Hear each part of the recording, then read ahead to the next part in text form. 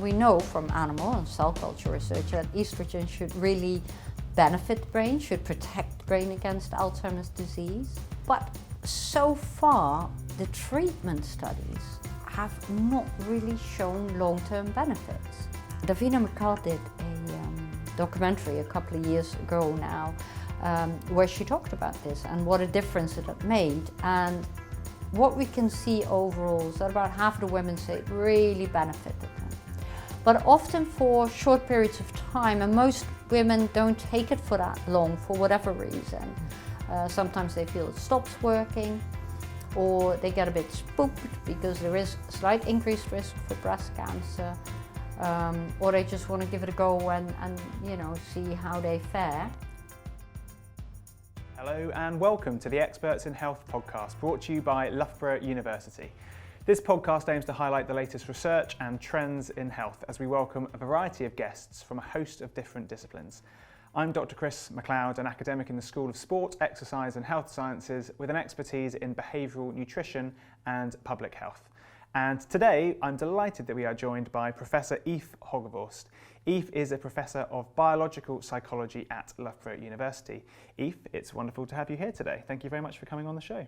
Well, thank you very much for having me. Not at all. So before we get going into the meat of what we're going to talk about, can you just tell me about biological psychology? Professor of Biological Psychology. What is biological psychology? Well, I was originally trained in health sciences and I majored in mental health sciences, but my main interest really is in how the body affects the brain and how the brain can affect the body. And so that includes things like physical activity, which is why I'm here, but also diet and hormones. Interesting. Okay, thank you for outlining that. Much appreciated. Can you then just tell the listeners a little bit more about yourself? What do you do? Tell us a little bit about how you've come to this point. It'd be really interesting to hear a bit more about you. Well, I came here over 20 years ago, and I came to Loughborough because of its expertise in exercise and physical activity. And before that, I worked at Oxford and Cambridge University to look at risk and protective factors for dementia. And one of the things that we found was most protective throughout the lifespan was physical activity. So I thought, well, join the experts here and try to come up with something that could protect people against developing dementia, or once they have dementia, what we could do to improve their memory functions and independence. So over that period of time, do you feel like you've got closer to fully understanding how we can help people in that area, or is there still a lot to work out? Well, I've been really fortunate because Loughborough's got really excellent students, and we were able to work with some amazing PhD students, and they've come up with various programs, exercise programs using resistance bands to help people improve their memories, improve their strength, and in particular something called self-efficacy, which is where you realize that actually you can do more than you think you can. So I would say they've had success with that, measurable improvement on memory tests and mood and strength of these exercises. So yeah, no, definitely. Made some good progress there. It's always helpful to have a team working with you, isn't it? So we're going to be talking about something mainly today, which is sort of related, but an aside to that. So can you just give us a brief opening statement to whet people's appetite to say why what we're going to talk about today is so important to you and should be to our listeners? Well, one of the things we discovered very early doors was that the risk for dementia goes up in women in particular.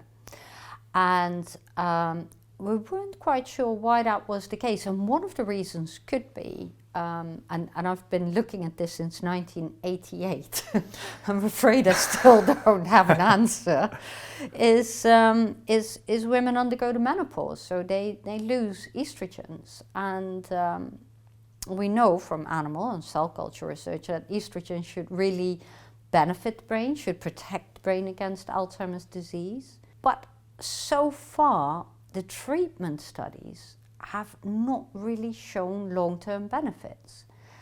So they show short-term benefits, but then if people keep on taking it, or if people start taking it when they're over the age of 60, they actually seem to have negative effects. So not entirely sure why that happens. Just to take us back to that first part then, can you outline what is the menopause, just for people who are listening? How does it present on the outside and what's happening internally? So the menopause, you have a finite number of ovaries, and at one point they're just not functional. So the eggs basically helping to produce the estrogens. And estrogens normally help your body in a wide variety of ways, but they can also affect the brain.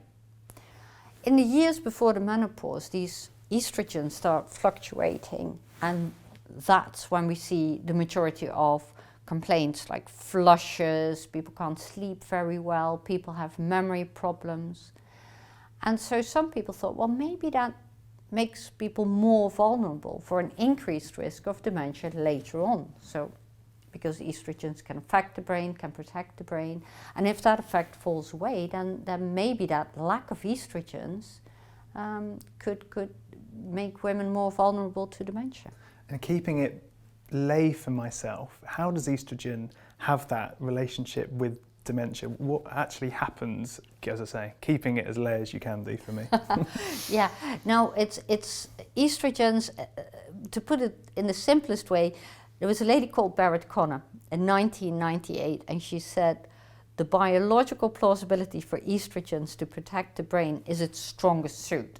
Now what that means is that any mechanism implicated in Alzheimer's, because there's loads and loads of research in looking at, for instance, a lack of blood flow through the brain, causing a lack of oxygen, which of course the brain needs to function, issues in how the brain works with sugar as it develops Alzheimer's, also the chemicals that allow us to have communication between the brain cells, the neurotransmitters, they're affected in Alzheimer's. There is, Alzheimer's is the most common form of dementia. There is a buildup of plaques in the brain, but all those mechanisms, estrogens can protect against. So really, by all intents and purposes, they should protect women. And so giving estrogens back to women after the menopause, the hormone replacement therapy, that should help. And we'll come on to whether it does in a second. But I can imagine, from what you've sort of said there, that the menopause and what those experiences are like, that's always been the case for people who have the sort of similar biology within them since time began, or is it a more modern phenomenon, the menopause and how that presents? I think it's interesting because what menopause means, we can see that in different cultures, is very different. For instance, some research I've read from India and also some of the work we've done in Indonesia, where women reach a higher status, where they become more important as they go through menopause, and they now can be part of the wise council of the village. For those women, it is actually very positive. It's a positive experience. They talk about the menopause as change, as something that's, positive. Again, you need to be a little bit careful with this sort of anthropological approach, because of course people hear what they want to hear. And of course people speak to people in the way that they think people want them to answer. But what we do know is that some of the hallmarks of flushes, of menopause, like flushes, the hot flushes people get because of these changes in hormones, so you suddenly get really hot and you can start sweating and your heart starts racing. That occurs in pretty much everybody. About 80% of women have that to a larger or lesser extent, with more or less bother. But other symptoms, like for about half of the women, complain about changes in mood, in memory, brain fog, no longer being able to concentrate. And that can be quite severe. In fact, a third of women going through that transition is thought to want to quit their jobs. There's been some surveys where women say, I can't do this anymore, I'm going to quit my job. And an estimated 14% of women going through this quit their job because they can't function anymore. Because the flushes can also occur at night, so you can't sleep, you can't concentrate when you're at your work. Some people have to wear uniforms, and so it can be quite severe. But the extent to how that is experienced and for how long. For some women it's a couple of months, for some women it's 12 years. So there's a wide variety, and how you interpret that change. For instance, there's some studies finding that Catholic women, for whom it's very important to have many children, in the past had great problems with the menopause going through it. So there's this interaction between the biology, but also what your position is like within the particular society or family, you know, whether you're working or not working, and all of these interacting factors. So would you say then, if someone says, you know, the menopause is a biological phenomenon, would you not say that's the case? Well, it's triggered by something biological, but the way that people handle it and handle the symptoms is very individual, and is determined by so many things. Your partly biological factors like your weight. If you drink a lot, if you smoke a lot of stress, those symptoms will be often quite severe. But also your psychological makeup. You know, how you view this change, and whether it's a challenge, whether it's something, you know, that you look forward to because it comes with a different set of circumstances and a different you in many ways as well, I guess. So if we move on to the idea of, you know, treatment, do you think that's is that a helpful term? Is that how it's seen as something to aid the individual, normally by, from my, you know, understanding, taking something to change the way that their biology is functioning? Should it actually not be about taking something but changing the environment around, because ultimately there's nothing wrong with the experiences that they're having?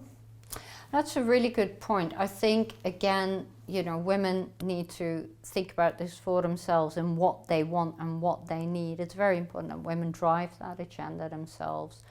And I think you should start slow, where you look at changing lifestyles. For instance, drinking alcohol, smoking, stress, drinking lots of coffee, not sleeping. All these contribute to severity of flushes, so that interacts with one another. If I'm not sleeping because I'm having flushes, I'll then be drinking lots of coffee during the day, and then because I need to calm down, I'll be drinking lots of alcohol and smoking, and so you get caught in this vicious cycle. Try to adjust that. Eating hot foods, wearing sweaty clothes like, you know, nylons, tight-fitting things, that doesn't help.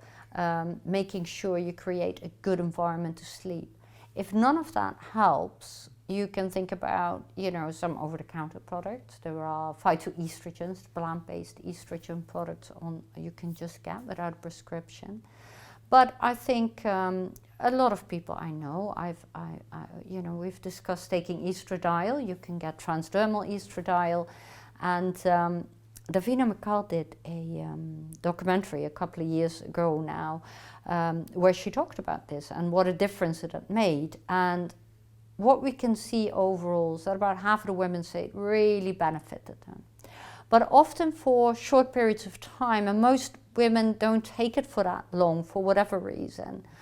Sometimes they feel it stops working, or they get a bit spooked because there is a slight increased risk for breast cancer. Or they just want to give it a go and you know, see how they fare. And so most women don't take it for that long, maybe a year, maybe a couple of years, but and the question is, you know, does that benefit you? If it does, keep on doing it. You know, if you don't want to go there are alternative ways.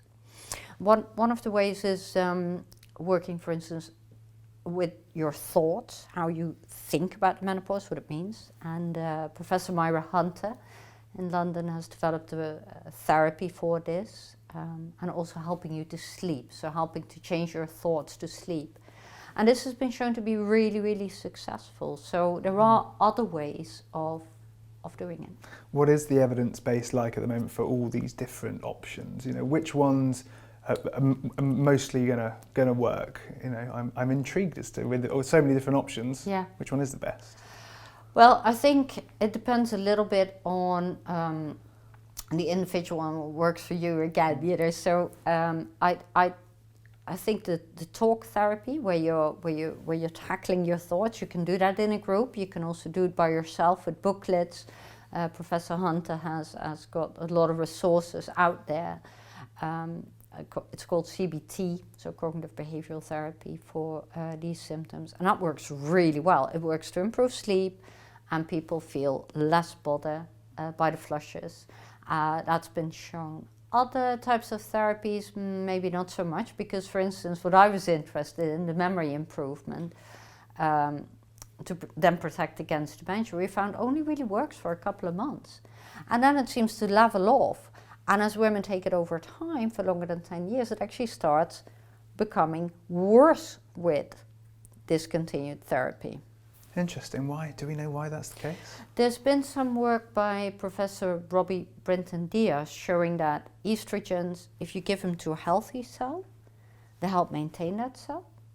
But if the cell has damage, which we know is associated with Alzheimer's disease, like the mitochondria, the little energy factories don't work so well, or the calcium channels, estrogens will make that worse. So it's a big problem. So it's almost like, and it's the same for heart disease, like atherosclerosis. If you're well, estrogens will help you stay well and healthy.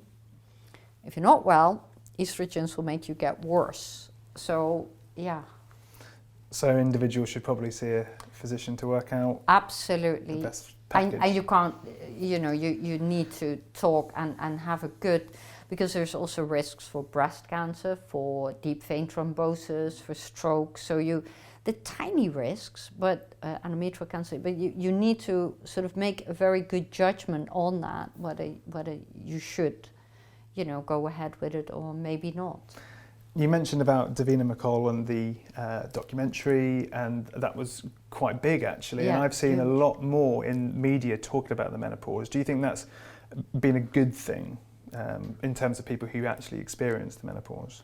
I think it's absolutely great, because a lot of women feel very embarrassed going through menopause and sort of try to hide it. And I think, like at the university, they've been very good about flexible working. You know, if you haven't slept, and sometimes you feel quite overwhelmed going through the menopause. You know, you're having these flushes, mood swings, concentration issues, you can't deal with it. If women are allowed to have a little bit more flexible work, you know, they can deal with it. You can deal with these sorts of symptoms.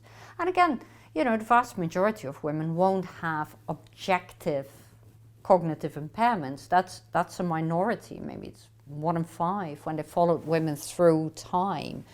It's predominantly in the transition period. So when the hormones are all over the place, your body and your brain needs time to adapt. Okay, and I guess raising awareness of it helps people understand that there may be some differences that someone might be experiencing, and understanding can help then allow the person to find support.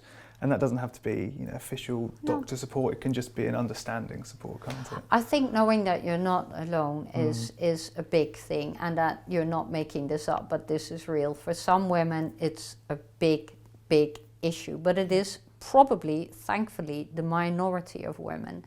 So I don't think, you know, it's quite difficult as a manager to strike a good balance there, where you want to enable women, but you don't want to patronize them by saying, oh, are you going through the menopause then, love, or are you having your period again, darling? You know, it's not, I don't think the endocrinology should be used against women. You should work with women. It's like, you know, are you going through the menopause? Is there something I can support you with? You know, I've noticed that, you know, you might be a little bit distracted or unstable, or, you know, well, you might not want to go that far. We're in England after all, but, you know, a little bit more subtle would be good. Yeah, so I'm now interested in something that I've seen that you've been looking into. So I really want to ask, because it can be a mildly controversial topic, and that's this idea of the andropause. Something where men might go through something similar to the menopause. Now, tell me, what is the andropause? What do you understand by this? Well, so this came up again recently because East Midlands ambulance service, supposedly, according to the papers, was giving men a year off for andropause. And everybody was outraged. It was like, how dare they? Now, there is, in men, we see small decrease in testosterone levels over time, but it's not quite as erratic. and abrupt, unless these men have their testicles removed for whatever reason, cancer or accidents. And then of course that drop is huge. And they get massive symptoms. They get very similar symptoms. Also, if men, have chemical castration, if they have prostate cancer, and testosterone is a risk for that, so you want to bring that down, you give them chemicals, they experience very similar symptoms. You get flushes, night sweats, mood instability, brain fog, memory issues. They tend to gain weight, often develop breasts, and of course this is a huge stigma for men. It's very difficult to deal with. So there is that, but that's a small group of men. Again, it's maybe anywhere between 2 and 10% of men in midlife who would experience something like that. But if men grow obese in midlife, between the ages of say 40 and 60, they have a lower level of free testosterone often, and especially if they drink alcohol, a lot of alcohol, and they smoke, and a lot of stress, that can affect testosterone levels as well. Now, little activity, and of course it can affect your mood and your memory. So you want to make sure, again, for men, that you keep on exercising. A lot of men and women in the middle age, in midlife, they are very busy, very stressed. You've got the kids who all hate you, your teenagers slamming doors, you've got parents suddenly getting ill, you've got friends perhaps passing away. It's quite a stressful time in life, and there's lots of demands. Plus, work-wise, you're usually at the top of your career. Now, if you then, most people stop exercising then, and they start then eating junk food and start expanding. And that affects your hormone levels. It affects all your hormones, and it will affect your mood and your brain function. We know it does. So these types of behaviors do affect your brain and affect your risk for heart disease, of course, but also dementia later on. I'm interested in what the pros and cons are of calling it a name which is very similar to the menopause and could be seen as the opposite side of the same coin, when actually for the majority of men, from what you were saying, this isn't necessarily a big biological change over time, but for women, for the majority, it is about a significant biological change interacting with society. Do you think it's helpful to have the terms quite similar when they've got a different, almost causal reason for why they come about? Yeah, I think it takes away a little bit from the menopause as a topic. But on the other hand, I'm quite happy that it came up. We wrote a piece about this for the conversation, because in midlife, this is when most of the suicides in men occur. It's an incredibly serious issue, and I don't think enough attention has been given to it. And in fact, when I probed into what the East Midlands Ambulance Service had said, was that if men have mental health issues or physical issues, we will look at that on a case-by-case basis and give them up to a year off if they need to, because that's a statutory right. If you're ill, if you can't work anymore, you need that break, then you should be given that, not because of the menopause, but because of the strains on people in midlife.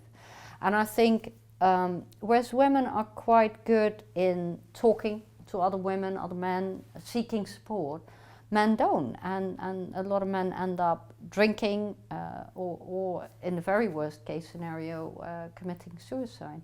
And this is perhaps even worse, but very poorly investigated in minority groups and in LGBT, where we know from some studies that this is significantly worse. It's a very, very difficult period in life for some people, and people need support with that. So whatever we call it, it is a vulnerable period, I think, in life.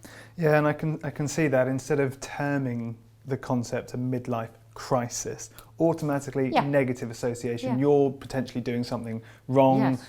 Whereas, couching it in something else, andropause, or maybe, I don't know if there's another term that we come up with at any point, but somewhat more positive, or framed differently at least, which is good. Yeah, I think midlife crisis, that's actually relatively rare, where you see that massive drop overall. That occurs in some people, but definitely not in all. And I don't think, it's got this sort of image of people suddenly buying a Porsche. So I think it is a big issue. The problem with it is if it only were a crisis, but in the vast majority, there's just very many people desperately unhappy and drinking too much and getting more and more unhealthy and not sleeping and being stressed. And if we look at some countries like Sweden, for instance, where they said, well, people who are middle-aged should really only work part-time because they've got the experience and they can work faster, they don't need to work full-time, and it's much better, they're much more productive. So I think that would help both men and women. Yeah, we do, I think. There's still so much of a stigma, I guess, about these two subjects. And I know sometimes the word stigma can be thrown about for various different things, but do you still think there is in the workplace in the UK? Because we see in other places, you just mentioned Sweden, different work-life balance, from what I read anyway. Yes. I think we have a very different one in the UK. Is there something we need to do to change this, to help people in their middle age dealing with all of these issues coming up? I think we need to look at that from childhood, like most things really. If we look at the students now, especially people who've gone through COVID, being isolated at home, they've had a knock. It hasn't done them, a lot of them, any favors, being isolated and just and only focused on academic achievement. And I think the English could learn a lot from Scandinavian countries, where it is about family, it's about having fun with each other, coming home and relaxing, and not this we need to keep on working, mommy needs to work late, daddy isn't coming home tonight because he's working overtime. You need to get the highest grades possible. There is very much that achievement. And I think by teaching people that they need to invest in social capital, we could solve a lot of problems. Like social isolation is huge in young people and old people, and is associated with a lot of mental health stresses. So we need to have a bit of a revamp, I think, of our values. But we could get there at some point. You never know. It could be valued. The work-life balance. There's the idea of the 4-day week that we see, trialing in places.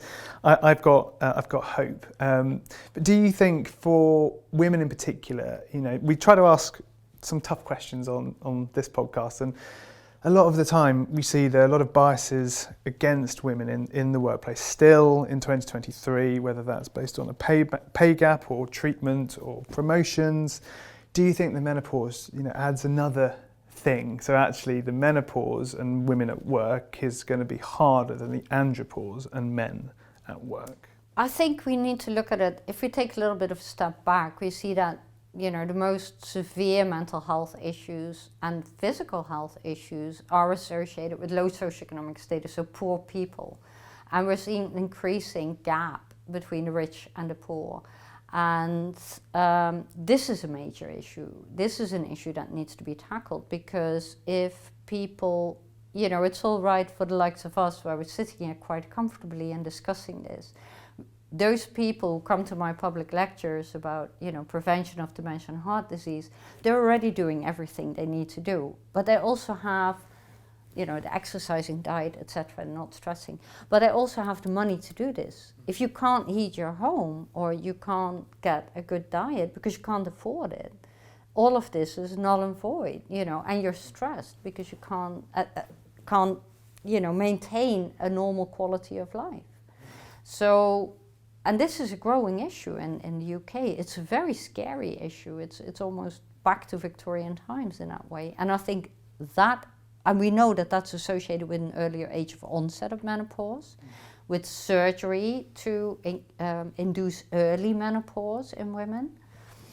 So yeah, that's a bit, that's scary, that. And it is. I think with, we're sitting here and talking at the back end of 2023 about this, and the UK has difficulties with its economic growth as well, and productivity, and there can be quite a lot of pressure to get more out of the same number of people that we have, and so those pressures are just continuing all the way through your working life. And then if you have other things biological that are happening as well as your life situation, all of that leads to a difficult melting pot, I can imagine.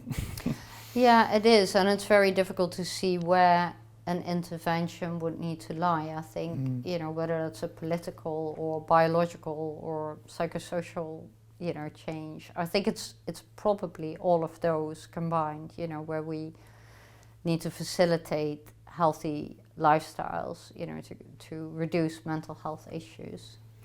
So tell me a little bit about the work that you're doing in this area now. What are you and your team looking at the moment? Well, so we're doing a lot of work with the menopause. We're looking at new therapies, working with women, because women told us they want to learn more about this talk therapy, about exercise and diet, and also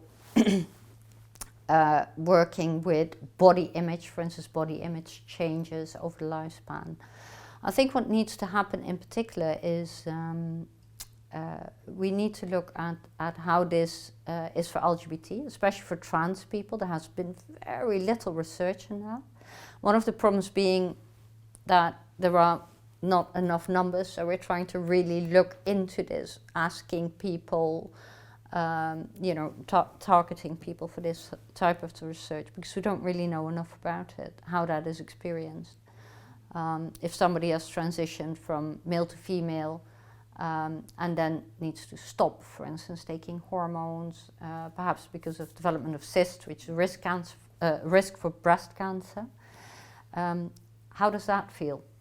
Because all of a sudden, your body starts changing again, and you're going through menopause. So it's quite devastating. Are GPs really clued into this? I don't know. So that's where it needs to. Is that where you think it also needs to go next? Is there anything more broad rather than just that, the particular important minority community? Well, I think we're really interested in minorities. I'm working with also with black women. We are working together with black GPs, for instance, because symptoms seem to be much worse in black women, and they're less likely to take HRT or to be prescribed HRT. But on a wider level, I think our work in promoting our exercise programs, we're doing programs looking at keeping people with dementia, enabling them to drive. We are doing work in Indonesia looking at early life interventions, making exercise fun for kids, trying to go from a grassroots. A preventative sort of approach. Yeah. Sounds very exciting. Where can people go to actually see, what you're doing, the output of it, and anything in the future? Where can they find you? There are lots of resources on the web. We've got a dementia website, and there's some linked resources, for instance, to the exercises people can do. Some of the diets we found that are protective, like Mediterranean diet, some of the very plant-rich soy-based diets in the Southeast Asian region. And we have evidence that works. And again, improves your memory. They're very easy recipes to do, so you don't need to get any fancy things. Most of it you can just get in most of the shops. So we've got that. There is a menopause website as well to illustrate all the work that we're doing, because there's a lot of very important work done by Dr. Emma O'Donnell, who looks at cardiovascular disease, so heart disease and menopause. Professor Rebecca Hardy looking at social inequality, Professor Amanda Daly looking at sort of what exercise works for the menopause. So there's various people, Professor Vermeer Munir looking at cancer and menopause, breast cancer and menopause. So there's lots of people here looking at that who have interesting resources. Professor Munir developed a resource for women to go back to work after breast cancer. I do a lot of public lectures and there is one from Alzheimer's Research UK, we're part of the Midlands steering group, where we outline most of this work for the public, and it's online available via Alzheimer's Research UK. And then there's always the Loughborough University website for you to, if you want to get in contact with you as well, which is, I'm sure you'll be open to hearing from until you get millions of people messaging, and we'll cross that bridge.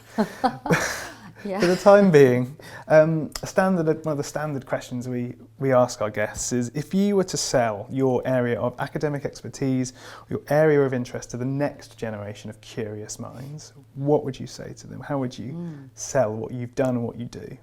I'm always just really surprised anybody pays me for the work I like. So, doing what I do, I really love. And that depends a little bit on the individual. I guess years ago, I had a student who wanted to do a PhD, so to become a doctor, which you need to do before you can become a lecturer, senior lecturer, professor, what have you. And he said, Eef, I hate reading. I absolutely abhor statistical analysis, and I definitely find writing awful.